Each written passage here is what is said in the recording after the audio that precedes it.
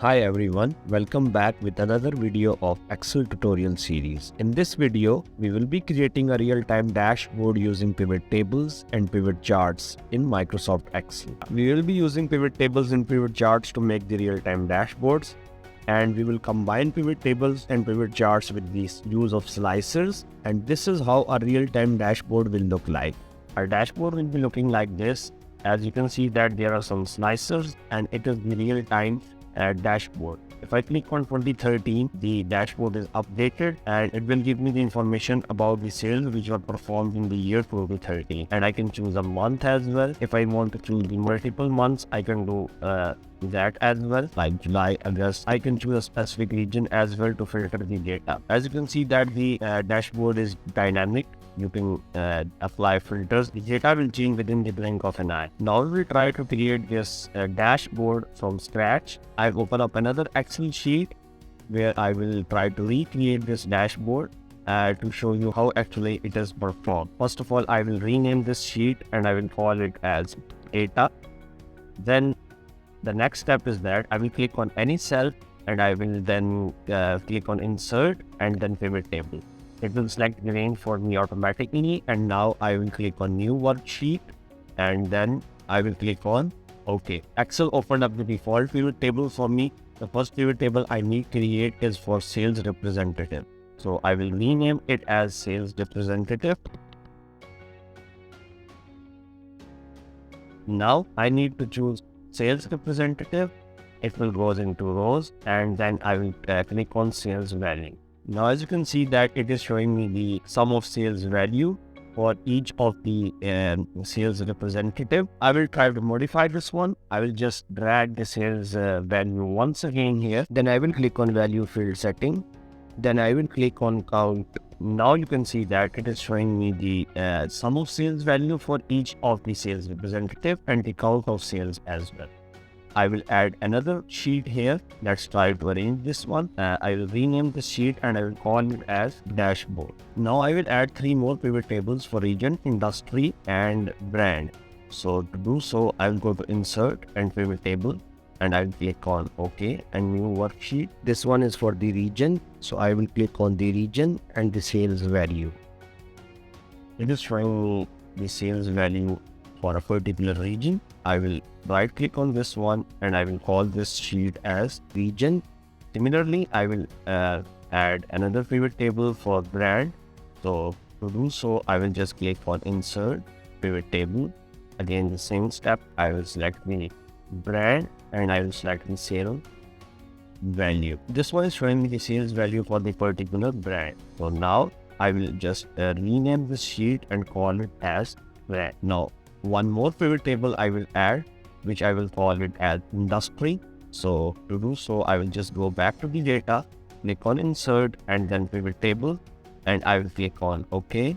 And this one should be for the industry. I will click on the customer industry and I will click on the sales value. Now you can see that it's showing me the sales value according to the industry. I will just right click and I will rename it as industry. Now as your pivot tables are done, now I need to set up the dashboard. As you can see in the other sheet of the dashboard, there are the slices for the dashboard, slices for the year, month, region, and then there are some charts. To do so, I will come back to my sheet. I will go any of the pivot table I've just made and I will click on insert and then I will go to the slices. Now you can see that I can choose year. You can see that it gave me the slicer for the year. If I click on 2013, you can see that the values are changing now. I will add some more slicers as well. I click on this data and I will add a couple of more slicers. I will add for the month and I will add for the region. I have 3 slicers which can be used to filter the data. I click on January, it will show me the data for January, and if I click Canada, you can see that the slicers are working perfectly fine. Now if you can see that I'm clicking on the slicers and the data is only changing in the region column. The data is not being changed in the brand, industry or the sales representative part. It's only changing in the region. If you can see brand, it's total of 545,716. And if I choose any slicer, it just changes the data here. It's not changing the data on the other pivot tables. So to do so, I just need to link these slicers to the other sheets as well. You need to click the slicer, go to the slicer options and click on report connections. And now you can link it to all the pivot tables. So if you click on OK, and same goes with here, report connection, they are applied to every single pivot table when you are applying the filters. So same goes with this one. And now if I click on like 2013, and if I see the brand value, you can see that it's changed. Similarly, it's changed the industry value, it changed the sales rep value. Now if I choose like 3 different regions, now you will see that the data is changing everywhere. So I need this one to be done. Now we need to adjust the properties of the slicer. If I go to sizing properties in the position and layout, I can change it to the way I want. I can give number of columns like 3. I can change the button height as well, button width as well. So it's looking nice. Similarly, I will open the properties of this one as well, and I will give the number of columns here as 3. And I will try to adjust it here. And for the region, I will just open up sizing property and I will give the number of columns as 3. So if it's looking much better now, I will copy these slicers and I will come to the dashboard part and I will paste them here. And now if I remove filters from here, you can see that my data has been changed accordingly, and because these slices are linked to every pivot table we have just created. So now we are coming on to the pivot chart section. To create pivot charts for every pivot table, first of all I will come to the sales rep, then I will go to the pivot table analyze and I will click on pivot chart. Now you can see that it's asking me which type of chart I want. I can choose from different options here. So I will go with the column chart and I will click on OK. Now you can see that it's giving me the column chart for the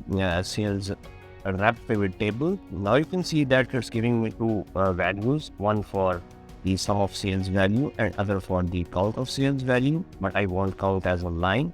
So I'll click on this and I will click on then change series chart type. I can click on stack line with markers and I will click on secondary axis, and when I click OK, now you can see that it's giving information in quite a handy way. I don't need these values, so I will just delete these, and now my chart is looking quite better. I also don't want these axis line. I will just select them and click on delete.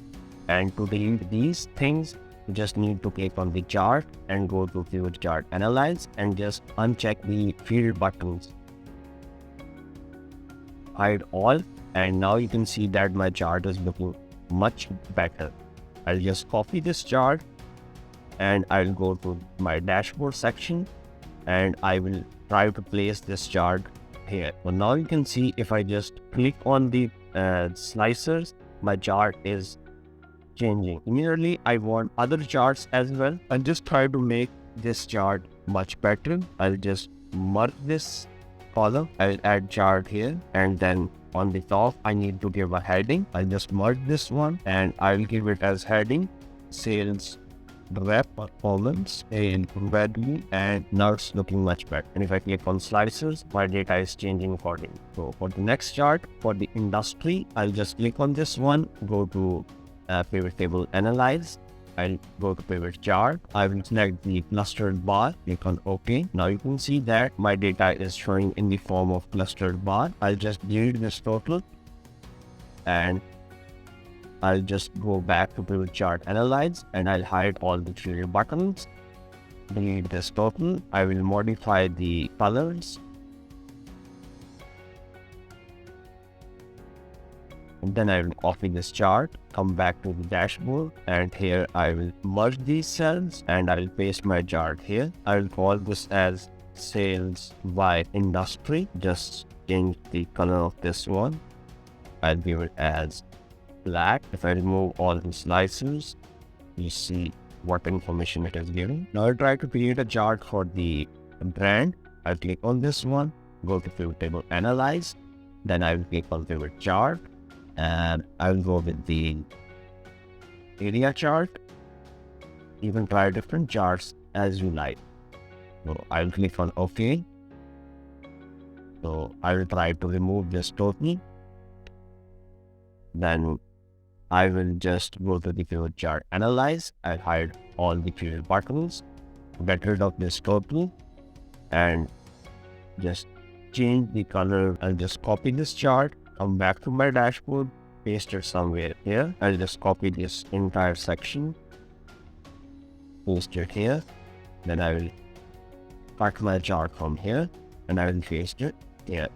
And I will call it as sales by rank. Now you can see that whenever I apply any filter, my data is changing in the real time. I'll just try to make it look good. Extend this chart. Now it's getting much better. Now one more chart I want to create about the region. So for region, I'll click on this and then I will just go to pivot table analyze. I will choose the clustered bar option and I will click OK. Now you can see that it has made a bar chart for me. I'll get rid of this total, this one as well. And I will just go to the pivot chart analyze and then I will hide all the pivot buttons. So I'll copy this chart, come back to my dashboard and I will try to paste it here. I will merge these cells and I will paste my chart in between these cells. I'll give it a heading. I will call it as sales by region. Now you can see that it's looking really nice. This is a complete dashboard. If I clear all the filters now, and if I want to just see the data for the year 2013, you can see that all my chart has been successfully updated in real time. And if I want to see the data for the Canada region, now you can see that it's looking really nice. You can see that by using the pivot table and with a little bit knowledge of slices in Excel, you can create a real dashboard with ease and you can make your analytical skills a step further. And that's it for this video. I hope you like this one. Thank you so much for watching and have a good day. Bye.